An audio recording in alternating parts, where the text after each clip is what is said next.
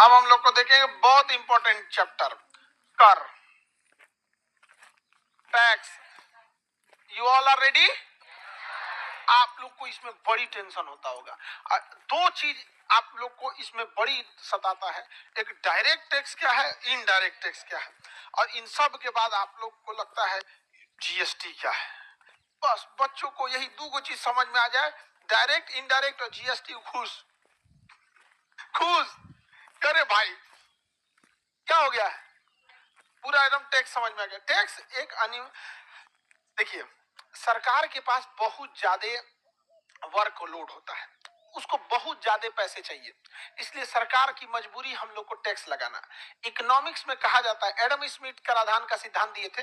Father of economy किसे कहा जाता है? Adam Smith. और इंडियन इकोनॉमी के Visvesvaraya, Indian economy Visvesvaraya. Any problem? तो ये ले तन्वी, लड्डू 12 लाख की जॉब लग गई डिलॉइट में। क्या? जितना निश्चित मृत्यु है, ऐसा कोई व्यक्ति है जो कह सकता है कि मेरी मृत्यु नहीं होगी? व्यक्ति में महिला भी आती है, लोग व्यक्ति में आप लोग भी आते हैं। तो जैसे मृत्यु निश्चित है, कोई इंसान ये कह सकता है कि उसकी मृत्यु नहीं होगी? उसी तरह ऐसा कोई व्यक्ति नहीं है जो, कोई इंसान ये कह सकता है कि उसकी मृत्यु नहीं होगी। उसी तरह ऐसा कोई व्यक्ति नहीं है जो ये कह सकता है कि उसका टैक्स नहीं दिया गया। लड़का पैदा होने से पहले टैक्स देना चालू कर देता है। वो दवाइयां जो खाता है ना, उसकी जब वो पेट में रहता है तो उसकी माँ दवा वगैरह खाती है, उसको कैल्शियम वगैरह की कमी ना हो जाए।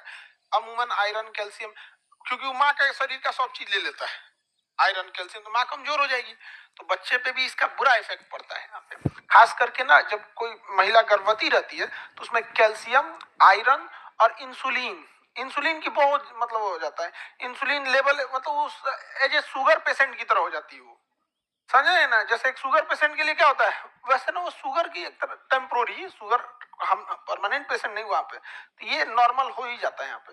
तो जब भी आप दवाई खरीदिएगा ना, उस पर भी क्या लगा है, टैक्स। और दवाइया किसके लिए खरीदाया गया? छोटका के लिए। पैदा होने से पहले टैक्स देना चालू किया, हॉस्पिटल में गया, बिल बना, उस पर भी टैक्स लगल है।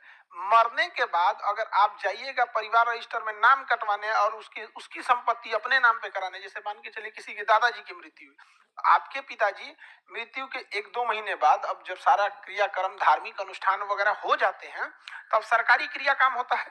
उसमें क्या होता है कि जब वो जाएंगे संपत्ति अपने नाम पे कराने, तो टैक्स लिया जाएगा सरकार। मृत्यु कर, काहे मरे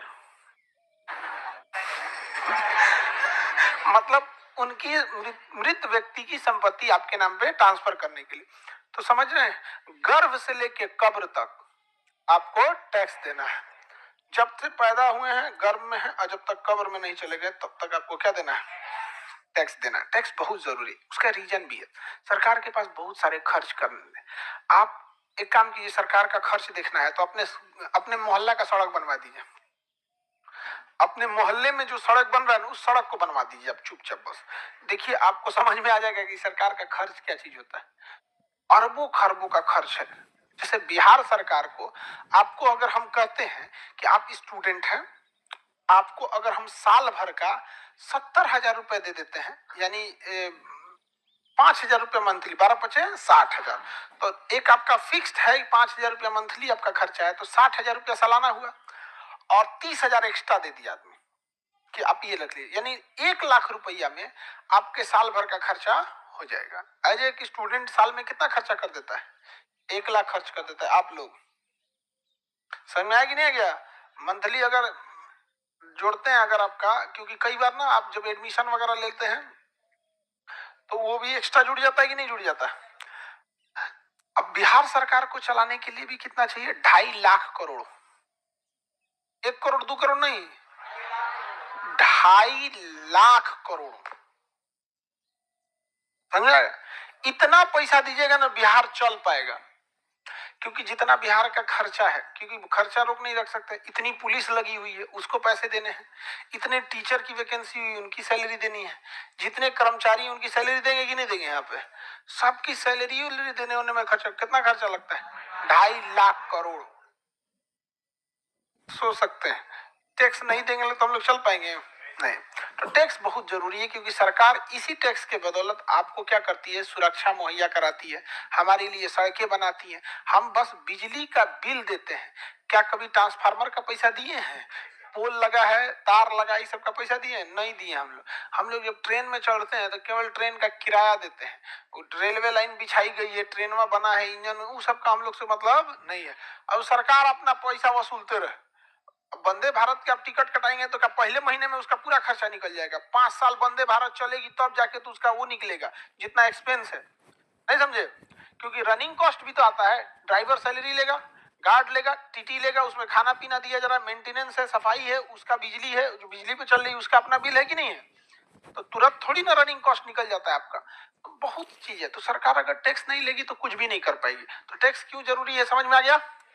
हम सबका पैसा लगा है टैक्स में। आप कोई भी सामान, दुनिया कोनो सामान बिकता है ना, तो उस पर इनडायरेक्ट टैक्स है। सामान पे लगने वाला टैक्स होता है इनडायरेक्ट। आदमी या कंपनी पे लगता है डायरेक्ट। आदमी या कंपनी पे लगता है डायरेक्ट। याद रखिए, कंपनी भी एक आदमी होता है, व्यक्ति होता है। जैसे हम लोग आदमी है ना, हम लोग के लिए नियम कानून है, वैसे एक कंपनी के लिए नियम कानून होता है। इकोनॉमिक्स के भाषा में कहा जाता है, कंपनी एक जीवित व्यक्ति की तरह है लेकिन सांस नहीं लेता है। जो नियम आप पे लगेगा वही किस पे लगेगा? कंपनी। तो व्यक्ति और कंपनी पे लगेगा टैक्स कौन सा है? डायरेक्ट। सामान पे लग गया, किताब पे लगेगा इनडायरेक्ट। माचिस उचिस खरीदेंगे, पेट्रोल खरीदेंगे, समझ में आ गया कि नहीं? कोनो सामान खरीद लिए, इनडायरेक्ट टैक्स लगेगा। समझ में आ गया? आदमी पे लगेगा इनकम टैक्स, आदमी पे लगा इनकम टैक्स। और इनकम टैक्स अब सामान पे थोड़े लगेगा, आप कमाए आप पे लगे। आपकी कंपनी पे लग गया कारपोरेट टैक्स, डायरेक्ट। कंपनी पे लग गया डायरेक्ट टैक्स, समझ में आ गया? और किसी सामान खरीदेंगे तो इनडायरेक्ट। तो ये एक छोटा सा फॉर्मूला के तौर पे आप याद रखेंगे। सामान पे लगा तो कंपनी, या आदमी पे लगा तो आदमी नहीं, व्यक्ति। आप लोग घुसिया जाइएगा, हम लोग तो टैक्स के बाहर हैं। समझ में आ रहा है ना? आप लोग टैक्स के बाहर नहीं है, तो लोग छोटकी छोटकी बबनी लोग, बड़ी बबनी लोग, कोई दिक्कत? चलिए, तो टैक्स समझ में आ गया, डायरेक्ट इनडायरेक्ट। अगर हम आपसे बोलेंगे तो आप बता सकते हैं डायरेक्ट है कि इनडायरेक्ट है? एसी खरीदने पे टैक्स लगेगा, इनडायरेक्ट। जमीन खरीदने पे स्टैंप ड्यूटी। अभी आप लोग धीरे धीरे समझने लगेंगे डायरेक्ट इनडायरेक्ट। अभी तो पहले प्रथम दृष्टया तो आप समझ गए ना डायरेक्ट इनडायरेक्ट टैक्स की। पहले हम डायरेक्ट इनडायरेक्ट तो लास्ट का चीज होता है। पहले टैक्स लगाने की थिंकिंग कहां से आई?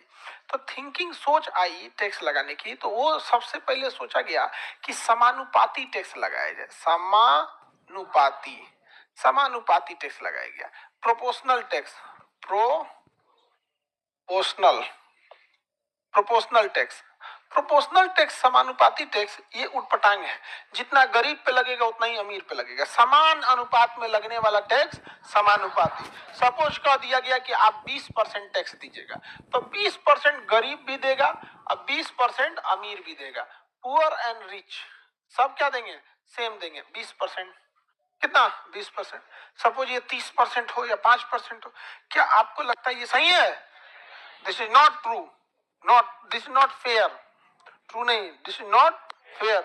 अच्छा बात नहीं है, क्योंकि गरीब आदमी पे भी 20% ठोक देंगे, अमीर आदमी पे 20% ठोक देंगे। अच्छा बात है? नहीं है। ये टैक्स सिस्टम उतना अच्छा नहीं है। तो क्या भारत में समानुपाती टैक्स है? नहीं है। पहले तो हम थिंकिंग देखते हैं कौन सा टैक्स हमारे यहाँ है, उसके बाद आगे बढ़ेंगे। दूसरा होता है, समानुपाती हो गया। अब एक हो गया प्रगतिशील, प्रगतिशील टैक्स, प्रोग्रेसिव। प्रगतिशील को प्रोग्रेसिव, प्रोग्रेसिव। अब बताओ भैया, ये तो और खतरनाक टैक्स है।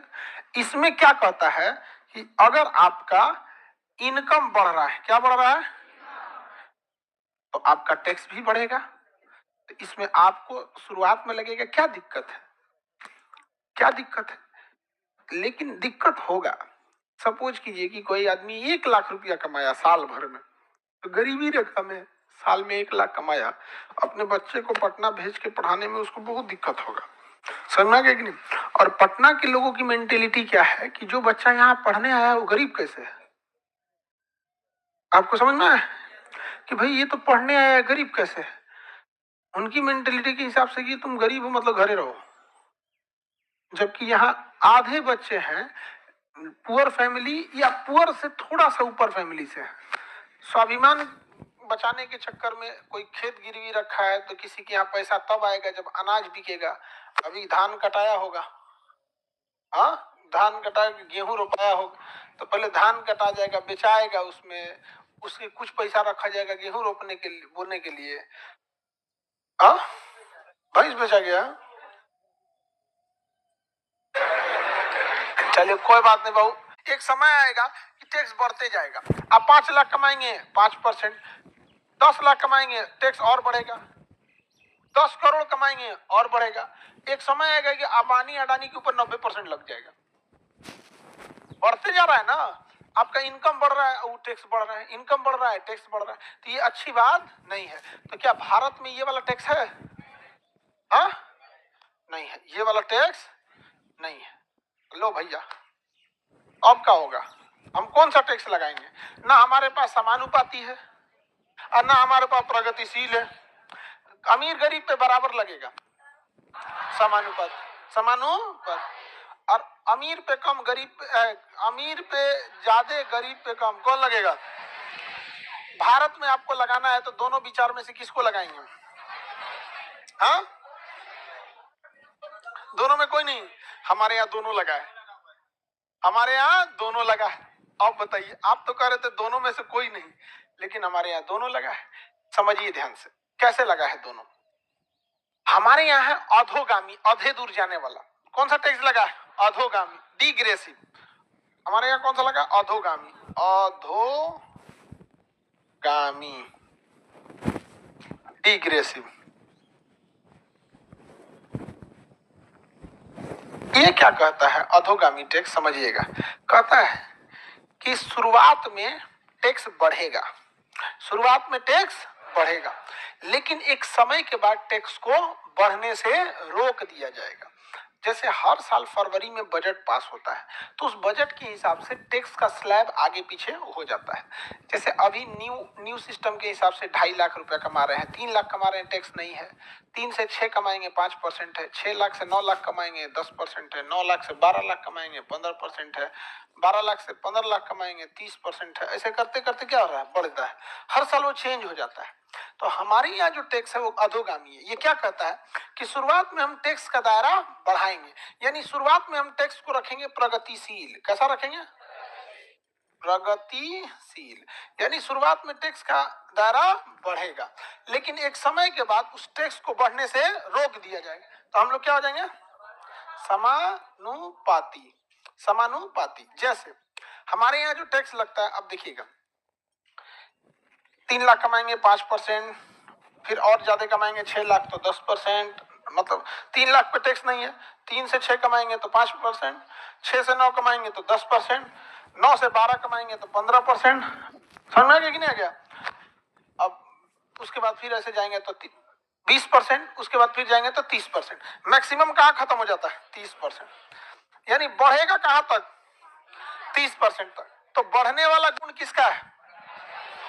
हाँ, प्रगति। जहां आप 30 लाख से ज्यादा कमा लिए तो फिक्स हो जाएगा। कितना परसेंट में फिक्स हो जाएगा? 30% पे फिक्स हो जाएगा। यानी हमारा जो टैक्सेशन सिस्टम है वो दोनों का मिला के बहुत बेहतर है। 30% तक टैक्स क्या होता है? बढ़ता है। किसी चीज पे लगेगा 5%, 10%, 15%, 20%, 25%, मैक्स खींचेगा कितना? 30%। 30% के बाद रोक देगा, 30% के बाद रोक देगा। अब आप 30% के बाद आप जितना कमा लीजिए। जैसे कोई 30 लाख रुपया कमा रहा है, उस पर कितना परसेंट? 30%। 31 लाख कमा रहा है, 30%। 30 करोड़ कमा रहा है, 30%। 300 करोड़, 30%। 3000 करोड़, पूरा जीडीपी घोट ले गया, 30%। लेकिन उससे पहले वालों के लिए क्या है? प्रगतिशील है। जैसे 3 लाख से कम कमाए, जीरो, नहीं टैक्स देना है। 3 लाख से 6 लाख के बीच कमाए, 5%। 6 से 9, 10%।